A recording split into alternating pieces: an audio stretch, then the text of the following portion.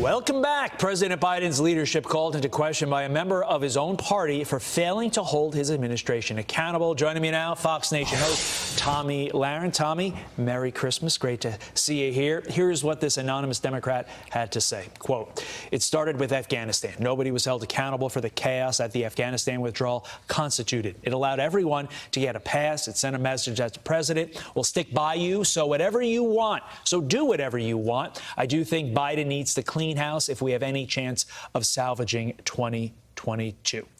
Look, Tomi, this was just a matter of time before midterms approached. There's definitely a jumping off of the Titanic happening. What are the ramifications of this effort by Democrats to distance themselves from Joe Biden?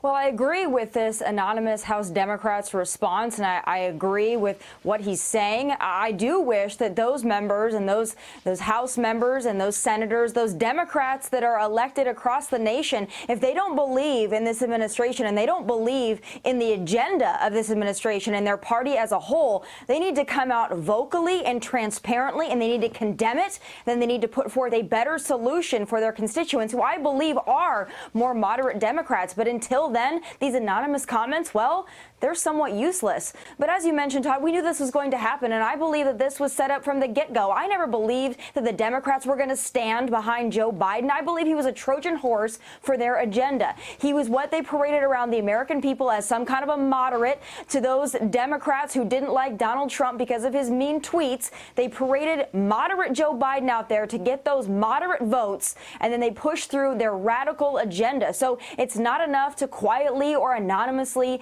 condemn Biden or his actions or his numerous crises at hand. They need to come out and they need to provide a better solution, and they need to show themselves so we know who they are. Yeah, to that point, Tomi, I think what you have is you have a little bit of these uber liberals in the White House following their religion, which I'm kind of making a joke here, but I'm kind of not, was the show The West Wing, where the players, they pulled levers and they did everything behind the scenes to get what they ultimately wanted. That's not how it works in reality. Will Joe Biden get his team in line? Well, I don't believe that Joe Biden is in charge of his team, quite frankly, or even his teleprompter for that matter, or his message or anything he says to the American people or otherwise. There is definitely somebody behind the scenes pulling the strings. As Charlemagne the God asked Kamala Harris the other day, who really is the president? I don't believe it's Joe Manchin. I believe it may be Fauci, it may be Obama, but I don't believe it's Joe Biden. He might be the one sitting in that Oval Office, but he's not in control. We'd sure like to know who is in control so we know who to blame, but it's not just Joe, it's that party as a whole, and they need to come out and provide better solutions for those moderate Democrats that I believe are their base and their majority. Well, somebody with a lot of power right now in Washington, D.C. is, of course, Joe Manchin. Here's Mitch McConnell suggesting that Joe Manchin should join the GOP. Listen. He doesn't fit well over there, but that's a decision ultimately he has to make. We certainly welcome him to join us if he were so inclined. Tomi, to put a bow on this from what you were saying earlier, hasn't this whole episode with Manchin shown the inability of Democrats to govern, quote unquote, for the people and not for the liberal blue check brigade on Twitter?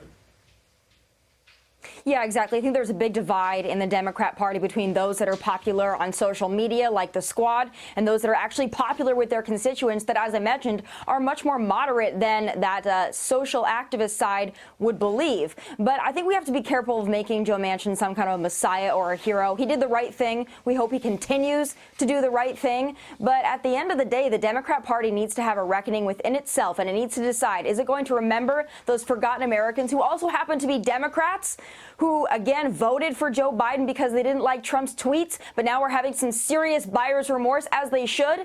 Are those Democrats going to represent those constituents that are truly their base and majority, or are they going to continue to placate to the BLM, the social media activists of their party that might be loud, but I believe are actually the minority, and they're going to lose big in 2022 if they don't make a big change? Selfishly, I don't really care, but when it comes to our country, I think it would do the Democrat Party well to remember who their actual base is and start serving them. Quick answer, 10 seconds. When we're sitting back here around next Christmas, will something like BBB have ultimately passed, or is it dead? Well, I'll tell you what, Todd, I've been around a lot of this country, and I have yet to see a Build Back Better hat, so I'm going to leave it with that. 'Cause the flag still stands for freedom, and they can't take that